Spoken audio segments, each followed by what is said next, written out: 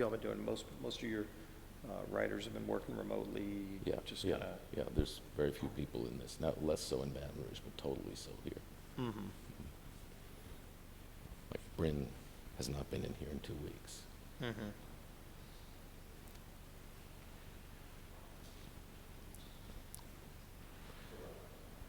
Okay. Welcome to the Times-Picayune and the Advocate.com digital town hall with Representative Steve Scalise. We wanted to start by thanking our sponsor, Tulane University. And Representative Scalise is the senior member of the Louisiana delegation, and he has represented Metairie since 2008. 2008, and he is the minority leader in the U.S. House, and we appreciate him coming here. Before we started, I thought I would explain that this event is occurring, it's a virtual town hall, so there's no audience, and it's occurring in accordance with state guidelines for size of crowds, and there are, I guess, 5 people in here, and the security detail, which is in the next room. One thing I know people asked when we said we were going to do this is what happened with your announced self-quarantine. Yeah, so good to be with you, by the way, Okay. and that everybody watching, hope y'all are staying safe and obviously following the guidelines. About 2 weeks ago, I had some meetings around my district, and mostly small groups, like everything. And frankly, a lot of people were already going to conference calls anyway. And then that evening, I got a call from the attending physician of the House, so the doctor of Congress. He covers both the House and Senate, and he told me that one of my colleagues, Mario Diaz-Balart, had just tested positive for coronavirus, and I think he was the first member to have tested positive. And I had a meeting with Mario just a few days prior in my office on one of the final days before we finished the second relief package and went back home. And so we were in a meeting in a very close setting for an extended period of time where he felt I should self-quarantine. So I did that, met the 2-week requirement on Friday night. So Friday night I got freed, where you're kind of holed up in the house for that whole time. Now my kids were home, and he said I could be around my family, so that wasn't a problem. Obviously, if I got a fever of over 100.4, that's really the concern that they ask people to watch is, if you can look for 100.4. Luckily, my temperature went from like 97.7 to 98.1, so I was good there. Ended up doing a lot of conference calls and doing some homeschooling as well, which a lot of parents are probably familiar with. So it's good to be back out, still doing limited things publicly, but doing a lot by the phone.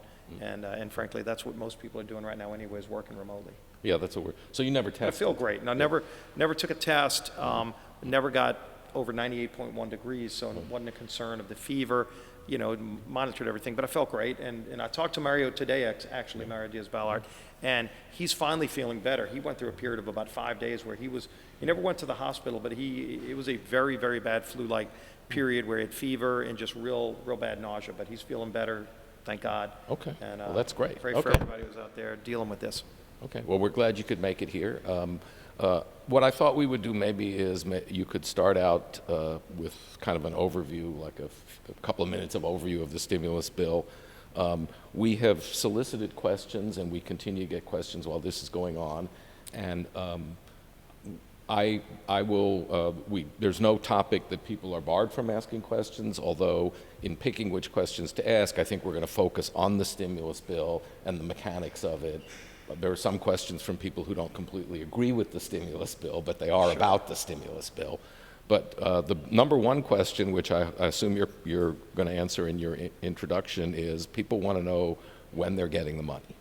Right. And so we passed the bill a very quick period for Congress. There were 3 different relief packages going back to the first week of March, and that was a bill about $8 billion to bulk up the Centers for Disease Control. You see Dr. Fauci and his team that have been out there giving guidance, and frankly, it hasn't been President Trump saying states need to do this, but CDC is giving the guidance, and you're seeing every state follow pretty closely to the T what the guidance should be. So we bulked up CDC, we bulked up the National Institute of Health's budget, and a lot of that is focused on, number one, testing, making sure more tests could get out, because back then you really had no testing that was available. It was just starting to come online. We made sure that we covered the full cost of the tests, so that was something included in that bill.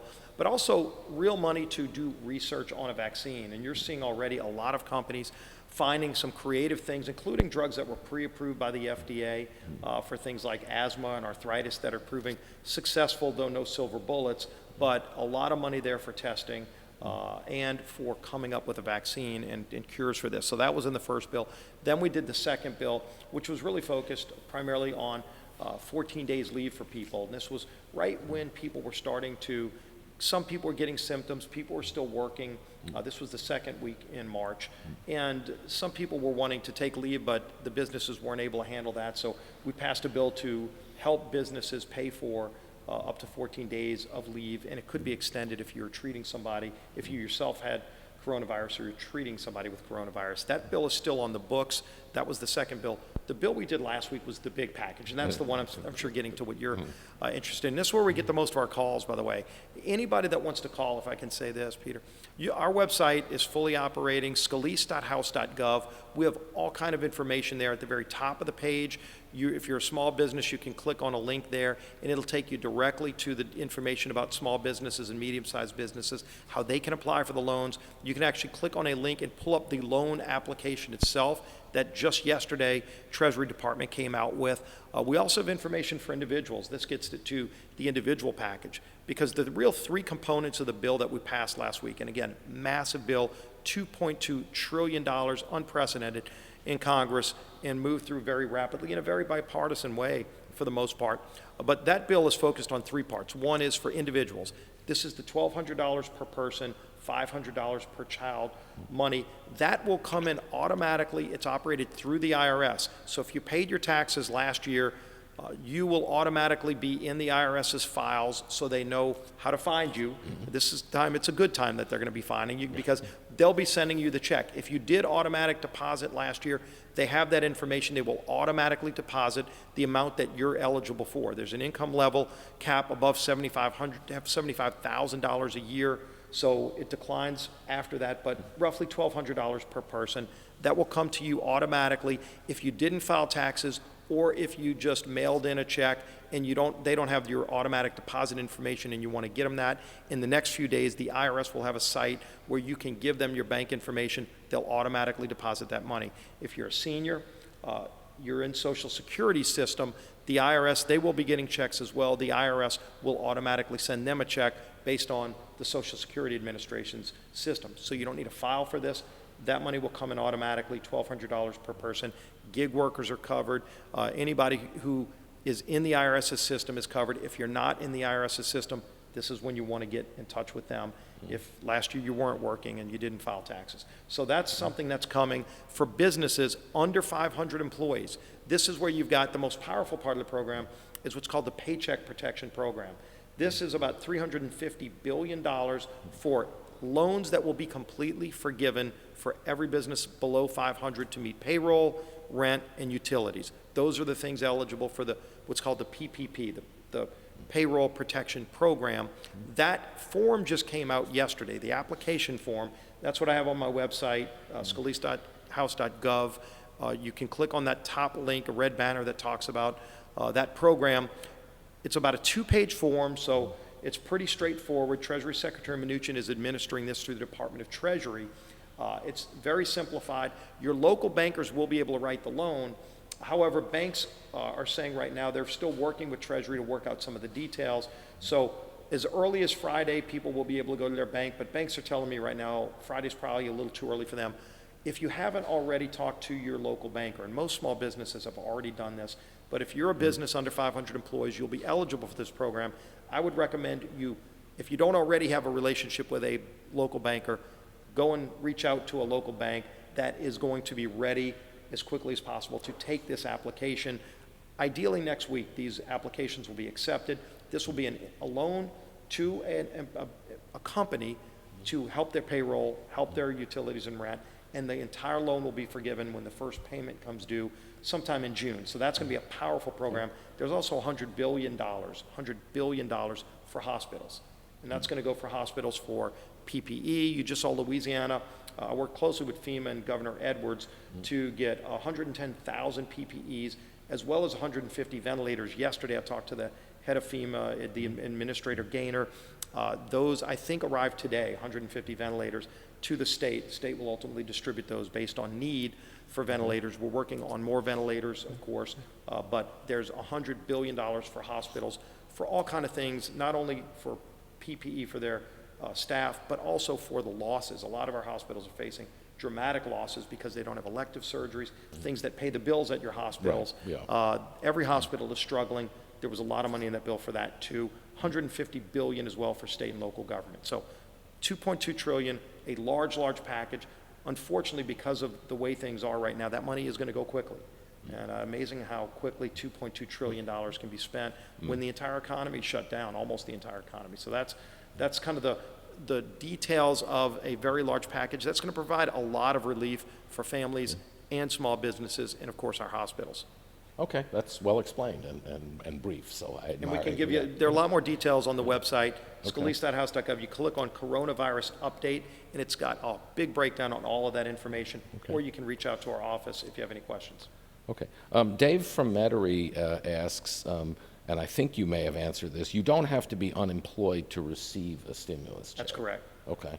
So one of the questions that comes up frequently that people are asking is, what's the public purpose of sending money to people who are not unemployed or may not have actually needed it? Right. Well, and this gets to the point of things are changing so quickly. When we passed the second bill, that was to provide benefits for people who have to take leave because they have some kind of illness related to coronavirus. Of course, by the time the bill was signed into law, you had 3.3 million people laid off, and we're expecting, unfortunately, a similar number this week.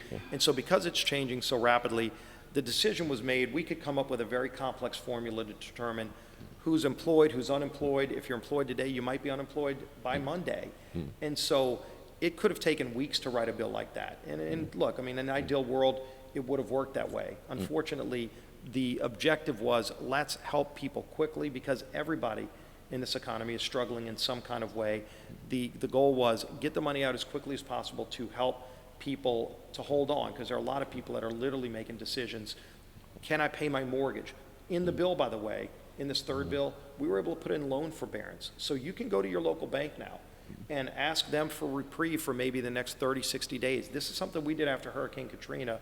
In fact, I brought this up to President Trump a few weeks ago when we were drafting the bill, and I said, there were some things we did after Katrina that can actually help in this national crisis, because banks weren't able to do this on their own. They had to get the regulator, the FDIC, to give them the ability to do this where the loan wasn't designated as a bad loan, because then that not only dings you as a homeowner who's paying his mortgage, it makes it look like you're late on your payments, but it also hurts the bank's credit sheet, makes the bank look like they have a bunch of bad debt. So we got the regulators, we had to change the law to do that, but we did, and now the regulators have said any reclassification of a loan because of this COVID crisis, if you want to go to your bank and ask them to restructure your loan, maybe it's due in 10 years, your last payment's 10 years from now, add 30 or 90 days onto the back end, and you don't have to pay the next 30 or 90 days on the current end while you have a cash shortfall. That's in the bill too, so you can go to your banker not only to ask for a loan, but also to ask for reprieve, it's called loan forbearance, and the regulators have now said if the bank gives you that forbearance, whether it's your home mortgage or a business note, the bank can give you that break, that relief, and a lot of banks want to do that, by the way, because they don't want bad debt on their books. And they don't want to take over your house. And they don't want to, you don't want to be foreclosing on businesses in a good time, surely not in a time like this. So that's in the bill. We had to change the law to do that, but we were able to get that in there again. That was some Katrina-related disaster protections that helped homeowners and businesses that we were able to get into this bill. Now, and I see what you mean, and of course banks are more regulated than they were before Katrina. Much more regulated, so that's why we had to waive additional laws to do that. So Caleb from Metairie, and this is another theme that comes up, says why have 17 to 24-year-olds claimed as dependents been left completely out of the bill? Well, they haven't been left completely out of the bill because there's two categories of individual assistance, $1,200 for adults, $500 for children. Once you're an adult, you're on your own. If you're in school, let's say, and whether it's LSU or high schools, every school is closed right now, you still will be able to get that money. Now, The difference is if you aren't already in the IRS's system, you wouldn't get that money if you're an adult unless you go to the IRS and register for it. So if you file tax returns in 2019, if you already filed your 2020 returns, by the way, which you still can do, and I didn't mention this, but the Treasury Secretary did extend the deadline for filing. April 15th used to be the date. This year it will be July 15th. There will be no penalties and no interest if you owe money to the IRS as long as you pay it by July 15th. Doesn't mean you don't have to pay it, just means if you can still file your taxes, even if you owe money, you just don't have to pay that money until July 15th, and there will be no penalty, no interest.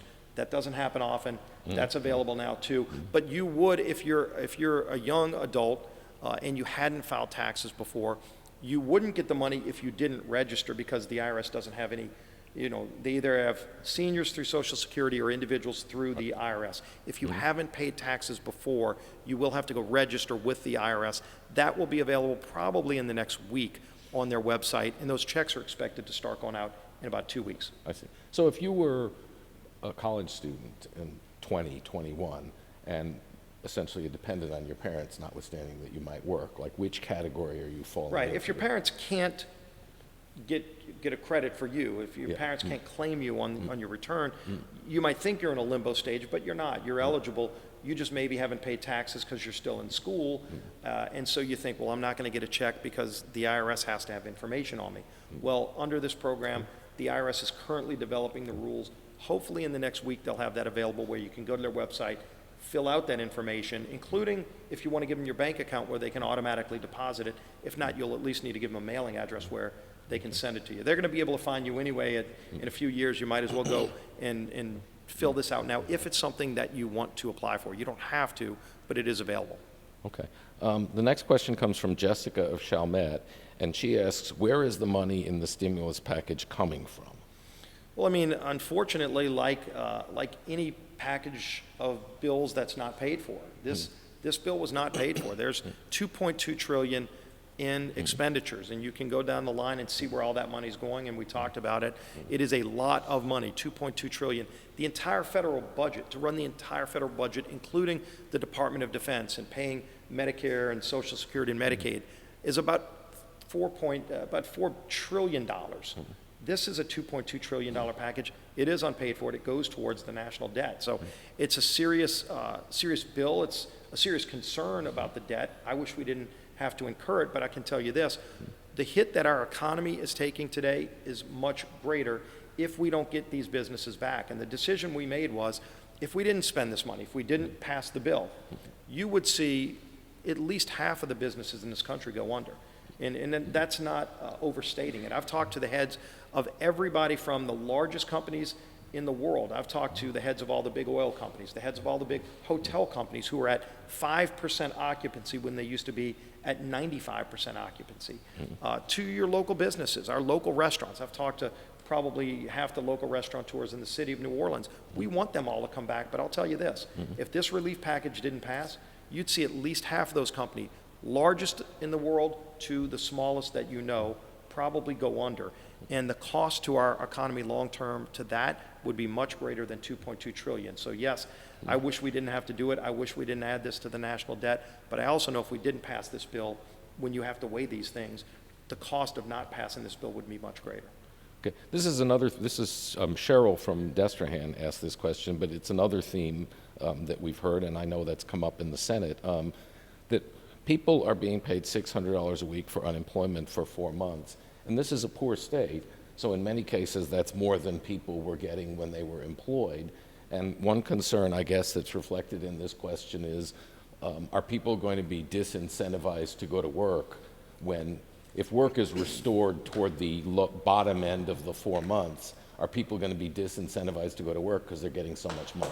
Right, this came up a lot. I was not personally a fan of the $600 component of the bill. It is going to help people, and every piece of this bill helps people, but again, it's all national debt, and so you weigh all of that. One thing we did work on to ensure, because that was a concern brought up by a lot of people, because you could be making more money in this bill not working than when you were working. Yeah. But this is the the real key component of it.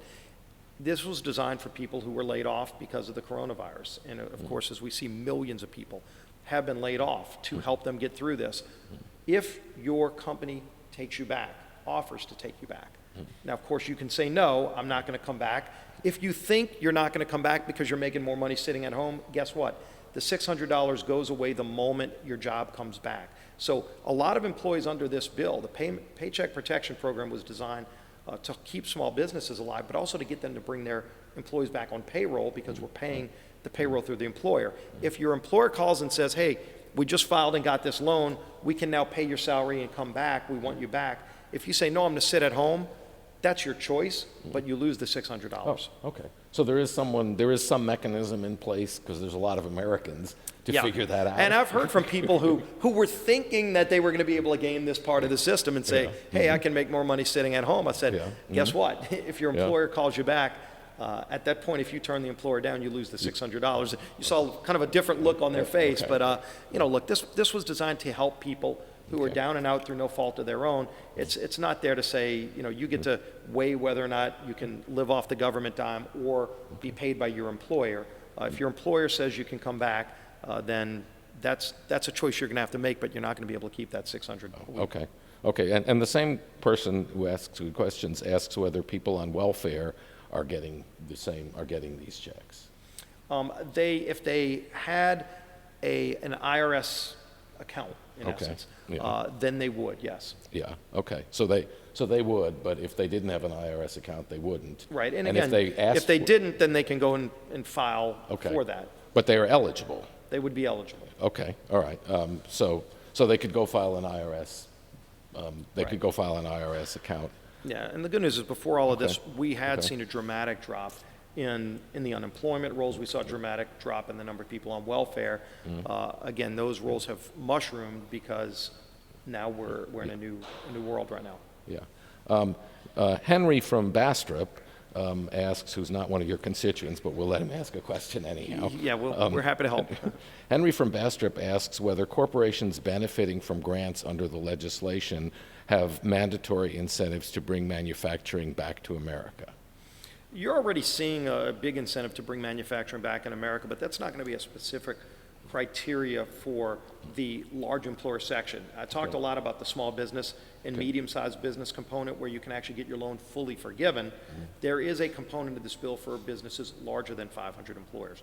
And a lot of the attention there was put on the airlines. And as we know, I mean, if anybody's flown lately, you're seeing, the good news is you probably have your own 737 to yourself now, because there's nobody else hardly on those airlines. I saw some numbers yesterday from the Airline Association. They're flying at about if they were at about 2.2 million people flew across America last year on this date.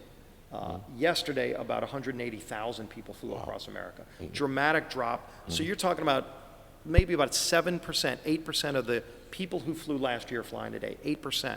So the airlines are taking it on the chin big time. You don't want to see those industries go under. Hotel and all these major employers are having real big trouble. They're all eligible for the larger program, the greater than 500 employer program, but that is a loan program, not a grant program. So if you look at the Paycheck Protection Program, that is a loan that will be completely forgiven if you comply with the basic terms, pay your employees, rent, and utilities. By the first payment due sometime in June, the entire loan will be forgiven. On the larger than 500 employers, they have to pay that loan back, so that is a different component. So they have to pay that loan back under terms, at a low interest rate? The Treasury Secretary is working on those details right now. Those details have not been worked out. Again, Secretary Mnuchin's been working through this. He helped draft this bill, but he also knows now there are a lot of things that the Federal Reserve is doing. There's probably over $2 trillion in what's called commercial paper. These are big notes of money to the large banks, liquidity for large banks to give loans, because banks have to have their own liquidity to give loans, and our banks were in a healthy position before this, but there's more liquidity being put out there through the Federal Reserve in commercial paper. But then there's loans, a large amount of loans, about $500 billion in loans that will be available to these larger companies. They will have to pay it back to get the loans. Yeah. Just one question that occurs to me following up on that is that, there are people who blame what's happened here on globalization. And is this going to be a moment when we look back on it, which was the end of the expansion of globalization, the beginning of a contraction of globalization, or is it going to not really have any effect on globalization? Yeah, I have a feeling globalization is one of those Rubicons that you know, once you cross over, you're not going to come back, just because we've gotten so accustomed to all of the pleasures in life. What makes our quality of life so great in the United States is that if you want something, you can get it pretty much anywhere, you know, and you know, whether it's on Amazon or whether it's, you know, getting it from your local store that bought it from China or Indonesia. I don't see us completely going back. I do think, and this is something important to note, we have found out that there are a lot of very, very vital, almost national security related type items that are made in foreign countries like China, like PPE. There are very few companies in America. 3M's a great example. 3M makes a lot of their masks in China. And so getting that back here has been tough. A lot of our medical supplies, including a lot of our pharmaceutical drugs and products, are made in foreign countries, mostly China. There is a strong push to bring that back to America. This has proven why we need to do that. Even most ventilators are made in foreign countries. I found a company in Idaho that makes ventilators the other day from one of my colleagues who represents the state of Idaho, and we were talking about that. I think you'll see an interest in bringing a lot of manufacturing back to America, but in the end, it's still going to be a globalized nation. It's just things like these wet markets in China, and I will tell you, this is a little bit off the subject, but this virus, the reason we're here right now, started in Wuhan, China, in one of these wet markets where it's a culture in that part of China where they take exotic animals and they slaughter them right there on the spot. Sometimes they don't even cook them properly. And that's where SARS came from. It's where COVID-19 came from. And I think there's got to be a discussion by all the countries of the world that everybody's affected by this. They're talking in China about opening that wet market back up again. That's something we all should be very concerned about, because their standards are not only low, their standards are dangerous and have actually started 2 different pandemics, at least, that we know of. And so that's something we should be watching closely. I know the president's concerned about that and is talking to China about it as well. But it's something we, as not only in the United States, every country in the world has to say, okay, we're going to go and decomp this thing at some point and say, how did it start? We know where it started. How did it spread so widely? How can we stop it from happening again? Well, one way you can stop it from happening again is saying the same place where this started and SARS started is opening back up again. That's crazy. We ought to address that. Okay. Tina from Scotlandville asks about the $1.8 billion that was issued to Louisiana.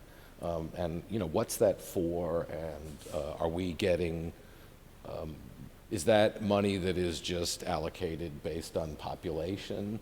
Like if state twice as big would get $3.6 billion, or how did that part of the bill work? That really gets into the disaster declared states, and Louisiana was one of the first states to get the formal designation. And I talked to the governor about this the other day, because the governor will have a lot of flexibility on this money, but it's all related to COVID-19. And you can see the governor is working on a lot of different fronts with hospitals. They just set up the hospital temporary facility at the convention center. They're up in that to now 2,000 beds, could be even scaled higher. But those kind of things are covered in a lot of different buckets of money, so to speak.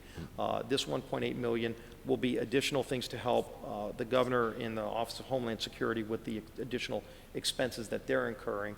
And we'll also be able to help some local governments too. And in fact, HUD is about to announce some grants, CDBG grants, to a lot of local governments based on some of the additional money we put in the CARES Act that we passed last week. So you'll see some local governments getting CDBG money to help in a lot of the things that they're doing with increased expenses. Okay.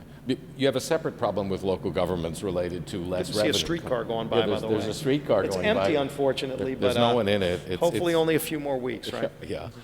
There's a lot of, local governments will also have a problem of declining tax revenue because of the lack of economic activity. Did this bill address that? It doesn't directly address it. There is money in the bill for state and local governments. It's about $150 billion in the bill that state and local governments would be eligible for. Now, on tax revenue, we don't even really know the full picture yet from the state or local government levels. You know, we did see after Katrina, there was a dramatic drop after Katrina, and then there was a spike when people finally started coming back and buying. We don't know if that's going to happen again this time. You've got to anticipate there will be a tremendous surge of people wanting to get out of the house and actually go to places they couldn't go for so long. And, and that may hopefully help those state and local governments to have kind of a smoothing where you have a spike and then, or decline and then a spike to make up for it. But we don't know that yet. It's still way too early. Okay, Vanessa of Madisonville says, please explain the student loan forgiveness section. Yeah, this was one of the sections that there was a lot of back and forth over. There were some people that wanted to use this as an opportunity to waive all student loans, which is part of the presidential debate. It's clearly not something I support or a lot of us were interested in getting into. We tried really, really hard in the CARES Act, the bill we passed last week, to limit it to the specific crisis we're going through for the duration of the period. So anything that's in this bill, whether it's policy that I would want as a conservative to help businesses and families, or somebody else might want on these broader issues, we kept it pretty narrow to the length of this bill. So for the length of this bill, students that have student loans will not, or not even students, but graduates who have student loans will not have to pay their student loan during the period of this crisis. Once we're through this, they'll be back to having to make those payments again. I think the interest is waived during this period, so you won't be penalized for missing those payments. It'll just be waived for this period. Kind of similar to what we were able to get on the loan forbearance with your local banks, loan forbearance. Okay. Then Neil of LaRose says that he's an employer and he has 4 people who've missed work due to having symptoms, but they didn't all meet the criteria to have a test done. And so how does that, how are people treated who missed work but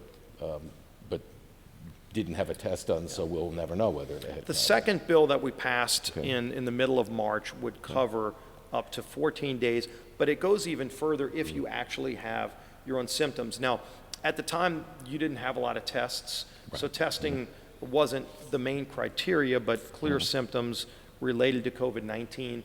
I don't know if all the rules and regulations have been written to define just how narrow it is.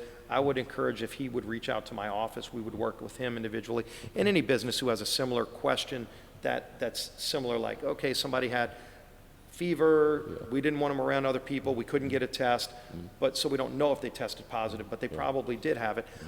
We can help you walk through that specifically for your business, because those are going to be individual cases. Again, go to scalise.house.gov. You can email us through the website, or you can call any of our offices, even though the offices aren't physically opened, because we don't want, we don't want people coming in and out right now. All the calls are being answered by my staff. My staff are still all working remotely, so they have laptops. They can access any information you need. Call our offices, and we will work with you to find out an answer. Okay, this is from John in Independence, and he, excuse me, he asks whether, are you going to push legislation to repeal the non-COVID-19, I think he means coronavirus 19, relief items in the stimulus bill, like the Kennedy Center? Lots been made of those unrelated items. I was very frustrated and disappointed that that held the bill up for a few days. A colleague of mine, Brian Stile from Wisconsin, did file a bill to repeal the Kennedy Center, $25 million. Of course, that got a lot of attention because not only did that hold the bill up, but after they got the money, they laid off their workers, including their musicians. And that just, even for people who supported it, I didn't support that part of the bill, but even people who supported it were shocked that, and I think blindsided by them taking the money, pocketing the money, and then firing all the workers. And it boggles the mind. So there is a bill to rescind the money. Frankly, I strongly support that bill, and I think we should take the money back. I mean, this should be for helping people get through this, helping them keep their workers. Again, you go look at the Paycheck Protection Program. You lose that money if you lay your workers off. If you get the money in the loan, it's no longer a grant. You would have to pay it back if you laid your workers off after taking the money. Yeah. Okay. Kennedy Center should do the same. Okay. Are there other provisions in, I know the Kennedy Center's got a lot of attention. Are there other provisions in the bill that you found distasteful and had to vote for anyhow? There are, and like I won't go detail by detail because there were some very, very egregious ones, including many that were permanent policy, like changing voter registration laws, which had nothing to do with this, or emissions for airplanes. That was not in the bill. Ultimately, we pulled all of that stuff out of the bill. There were a few remaining items, and look, in a $2.2 trillion package where you're negotiating with Republicans and Democrats and the president, you're not going to have everything you want in a bill like that, but then you weigh it and say, again, even going to the debt issue, which was a major concern, are we better off or worse off as a country with this bill passing or failing. And we're dramatically better off as a nation with this bill in law, working for families and businesses, than if this bill didn't pass. Yeah. Speaking of things that aren't in the bill, the Strategic Petroleum Reserve refilling. That was a disappointment not Yeah. getting that in. I will say there were two parts of that I worked very hard on. One was previous law required the Strategic Petroleum Reserve to sell oil about 2 months ago. And talk about a crazy idea where you buy on average, the federal government has about 750 million barrels of oil in reserves. And it's more for national security. Unfortunately, sometimes it got used as a piggy bank. So that oil was going to be sold, about 18 million barrels. It was bought at $63 a barrel, and this is the brilliance of the federal government. They were going to sell it at about $35 a barrel. Okay. And I called the Secretary of Energy and asked him if he could hold off on that sale, and we talked through it, and he agreed to do that, to his credit. And ultimately then, they needed language in the bill. The law was going to require them to make a sale by September 30th. And of course, now oil's in the 20s. The oil and gas industry is just in an incredibly bad spot right now. And so it would be a ridiculous, stupid idea to sell it right now. So we got language in the CARES Act to push that sale off for at least a year and a half, so that they will not have to sell it right now. But then we said, wait a minute, you've got the lowest price of oil maybe we've seen in generations. We've got a capacity to put probably another 78 million barrels of oil in the ground, taking a lot of that glut off the market at a low price. Why don't we buy now in this bill? And we initially had $3 billion set aside to do that. At the last minute, it got pulled out because the other side were trying to put some of these, carbon emissions on airplanes requirements in it.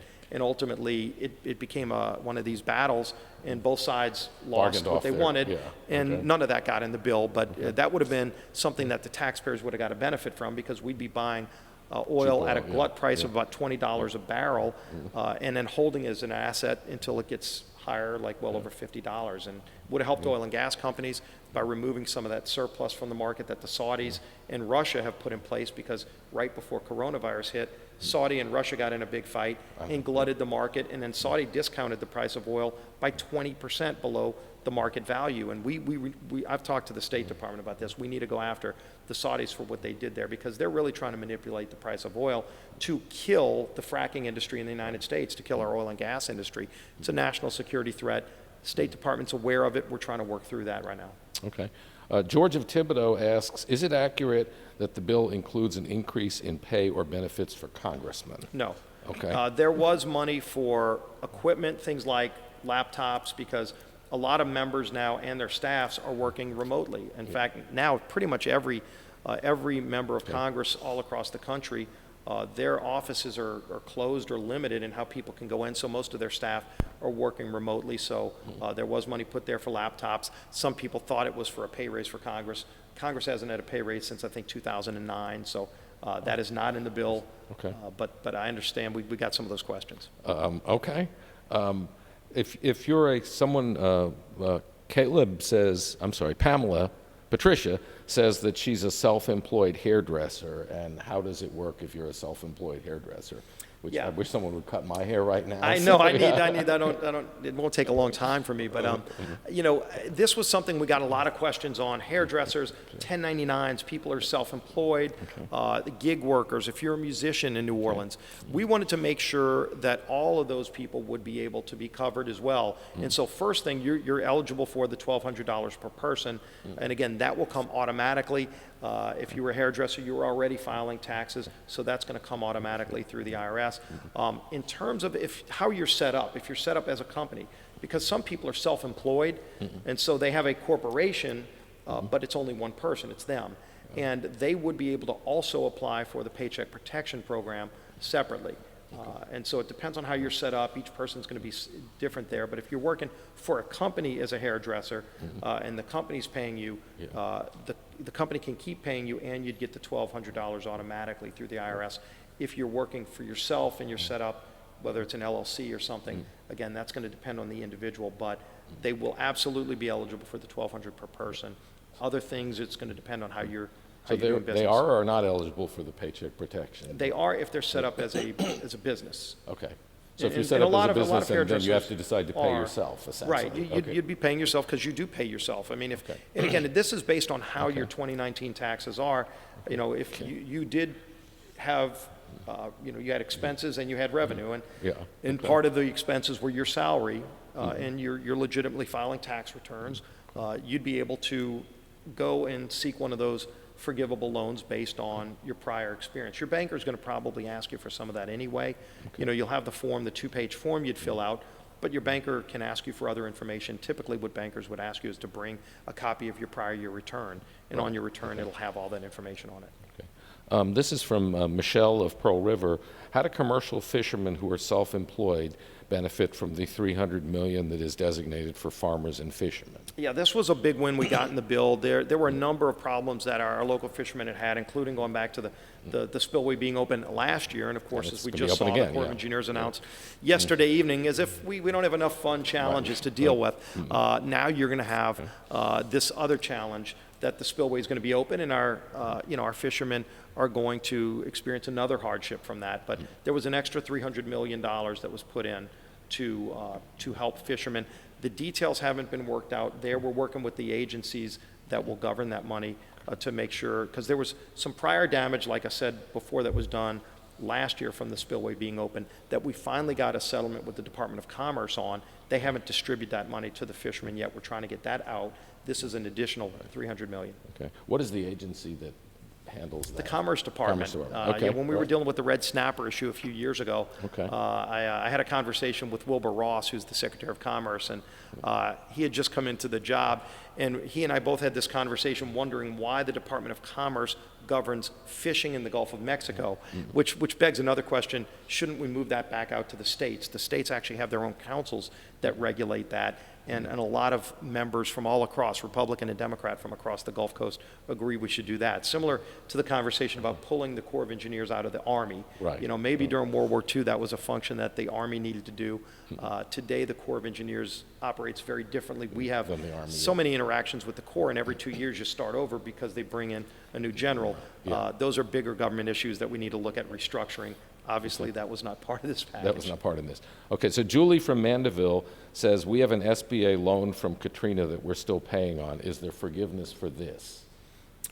The bank can give loan forbearance, and again, this goes back to the ability, whichever bank you got it through, if you got it through the SBA specifically, there are also SBA lenders, so if you went through a bank to get that SBA loan, I would recommend that they go and talk to that banker that you got the loan from and ask if you can get, again, what's called loan forbearance. The authority is in the CARES Act.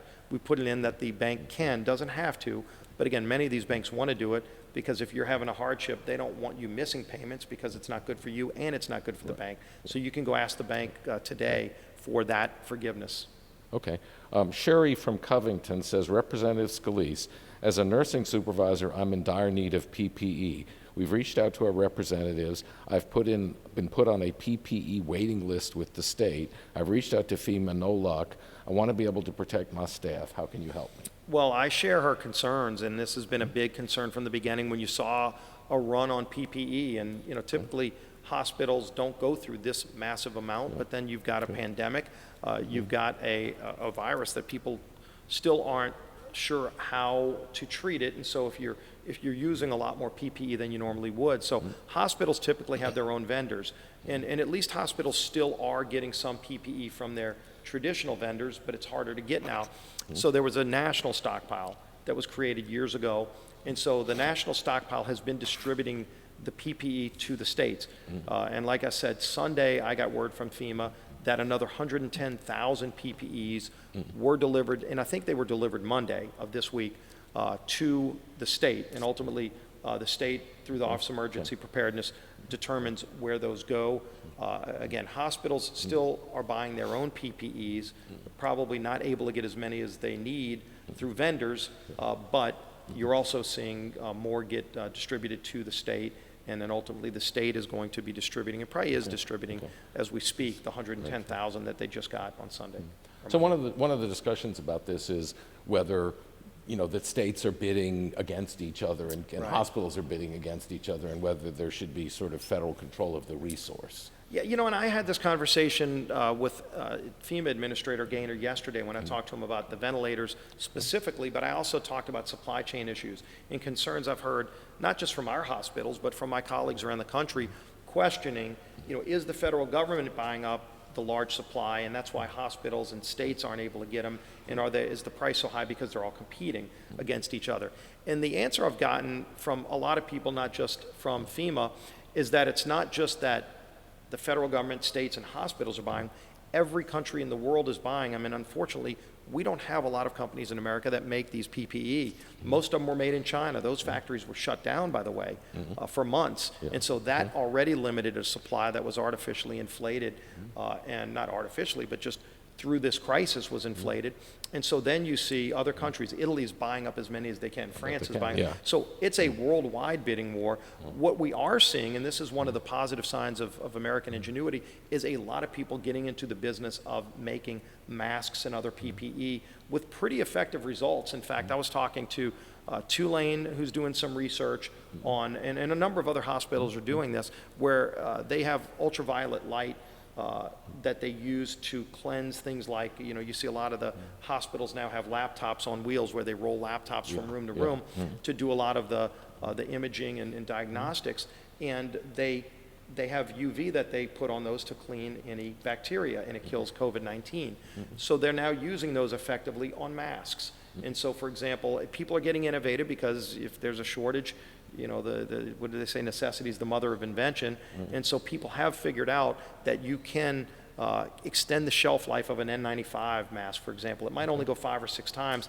Really, the thing that degrades is the rubber band. It's not the mask itself. The rubber band breaks. And so they're coming up with innovative ways to reuse them. It's not ideal, but it's better than having no ability to get them, because everybody in the world is trying to buy up the few that are out there. In normal times, there would be a glut on the market, but because these aren't normal times, and hospitals are using way more than they normally would because they have such an increase in their ICU facilities with people that have COVID-19. So there is a run on the worldwide market.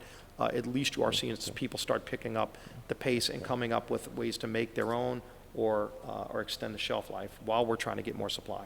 Okay. Jared of Lafayette says, why do hospitals have to pay back their stimulus money?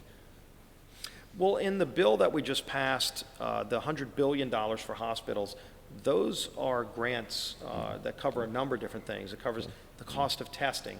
In the bill, by the way, the CARES Act, it actually covers the full cost of treating people with COVID-19. Because initially, in the first 2 bills we passed, we put money in place for testing kits and then for the full cost of the test. So you won't have to pay anything out of pocket to get tested, including copays. There are no copays if you have insurance.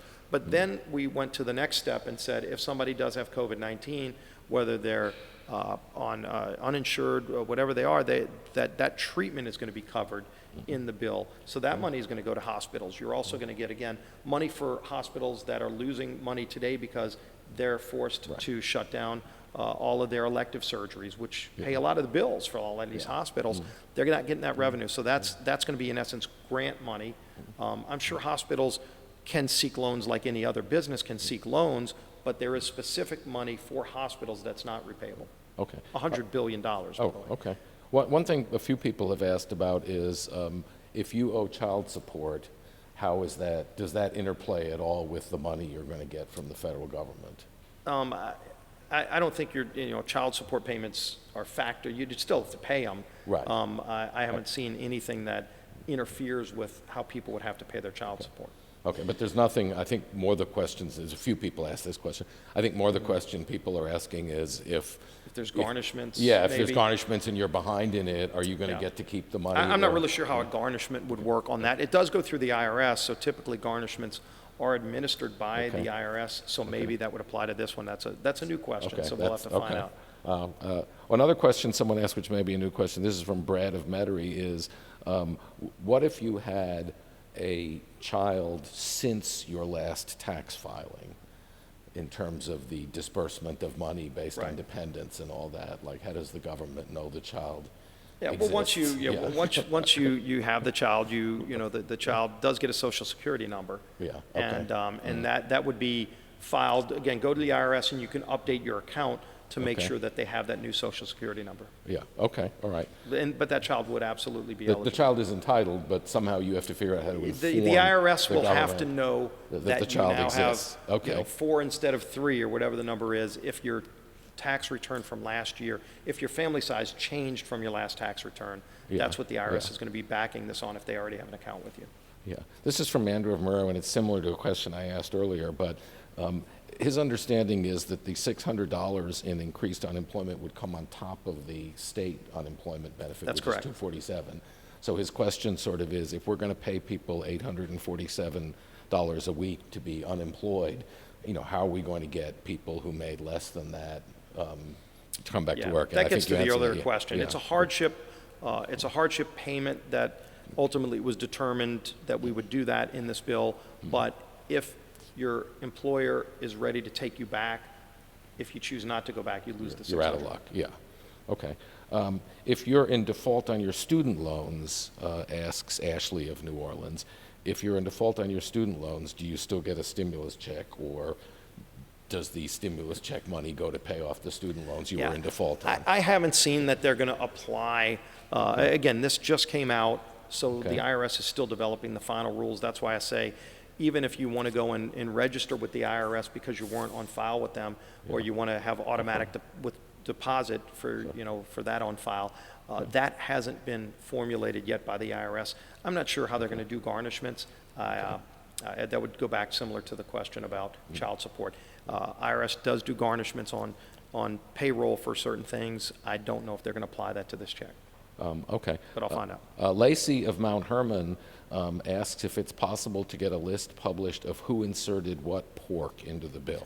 I wish. Now, nothing you inserted was pork, of course. And I'm very proud of the work I did to make sure that we could get the loan forbearance. I called the president directly about that. He really liked the idea. He said, go sell Secretary Mnuchin on it, which I did, and I worked with our leaders who were writing that bill, and we got that in the bill, and that's going to help a lot of families, not just in Louisiana, but it's going to be something that we learned and experienced and benefited from during Katrina that helped a lot of people here that are now going to help people all over the country, as well as the language I put in on the SPRO.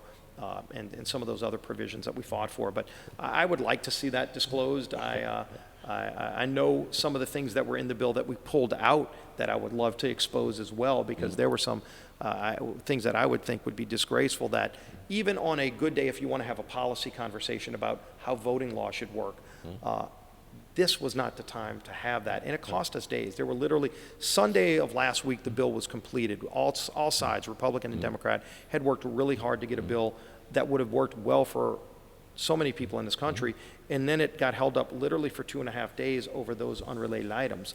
And so even though it got passed without that garbage in it, that cost people, and I know during those days, there were companies laying off their workers, thousands at a time, because they weren't sure what was going to happen. And so, the time's of the essence. It's why we want this bill to work quickly. Again, we could have drawn it up a lot better, tweaked things, made sure that somebody that's working is not getting the check, someone's not working is getting.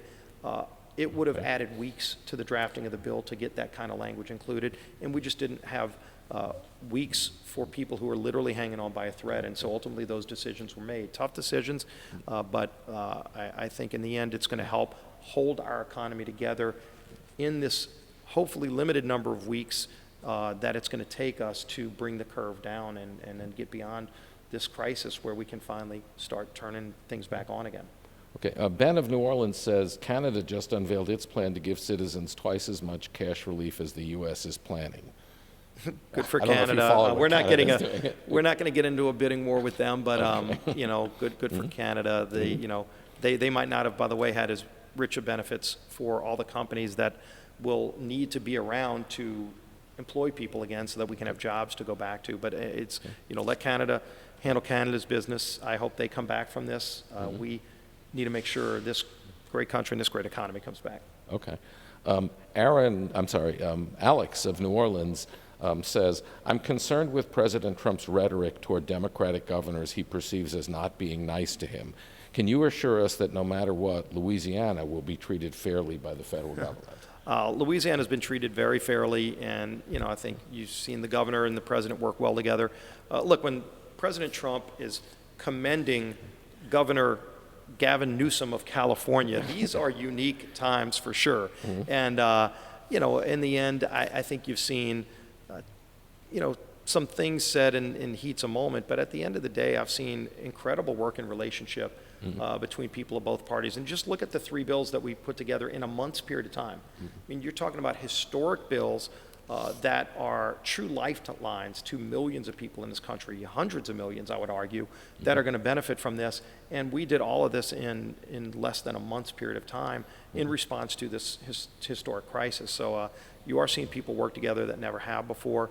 And hopefully this is something we can hold on to when we get to other difficult issues, because there will be differences between the parties. But on the big issues that this country faces, if we can do more things where we're coming together like this, we'll be in much better position. Okay. 2 more questions. One is from Laurel in Laplace, and she says, will nurses be covered by the Relief Act granting 2 weeks emergency sick leave if they catch the virus? My human resources told me that nurses are exempt. Hospital workers are exempt from some of the components that allow people to leave, I think, to take care of other people. But in terms of them being sick themselves, I do think they would be covered. Okay. All right, and this is the last question, because I said we would have you finished by 4 We're o'clock. rolling through a lot of them. You're a good moderator here. This is, you've done a great job answering them. Jack of Mandeville, this is the last question, asks, why have you become a socialist by supporting a bill to send money directly to people? During the Obama years, you seem to be more worried about the deficit. Have you changed your position? Still very concerned about the deficit. And again, you know, when you look at where we are, where we were with our economy just 2 months ago, we had the hottest economy not only in the world, but we had the hottest economy arguably in the history of our country. And it was because, by the way, of policies that I helped fight for working with this president. This came along and upended not only everything in America, but upended the entire world. And so, you know, yeah, I don't know if he would have, facing the same issues, would have voted no, and if his vote let the bill go down, would he have let probably more than half of the companies in this country go under, then what would this country look like, and what kind of budget deficit would we have? I guess that wouldn't be as big of a problem, because there would be no economy. And look, we have a great quality of life in this country. It's worth fighting for, and I think you're going to see millions of people come out of this strong because of the relief that we gave. It's not ideal. I wish we didn't have to have this, but we didn't bring this upon the world, and we're going to help get the world out of it, but we want to have an economy to come out of too, and I think you'll see that by and large when we come through this sometime this summer. Okay. Well, you've been a great sport, and we appreciate you coming here, and I've known you in your whole public career, which I guess is 25 years now. It's been a while now, but you've always been a great explainer of detail, and that's useful in this circumstance. No, look, people just want to know what is going to be out there to help them get through this, and we went through this with Katrina, and I guess a lot of us that went through this and learned a lot of lessons about how to handle a major crisis. It's good to see people pulling together as a community and keeping their heads. It is very rare where I've seen somebody yelling and screaming. Even businesses that are about to lose everything, that are trying to hold on, are doing it in a rational way, because hopefully we can help them hold on and get through this. And we will get through it. And I appreciate how people have pulled together during this. So thank you for giving us this opportunity. Okay, well, thank you for coming. And we wanted to thank Tulane University for being our sponsor today. And so with that, I guess it's over and out.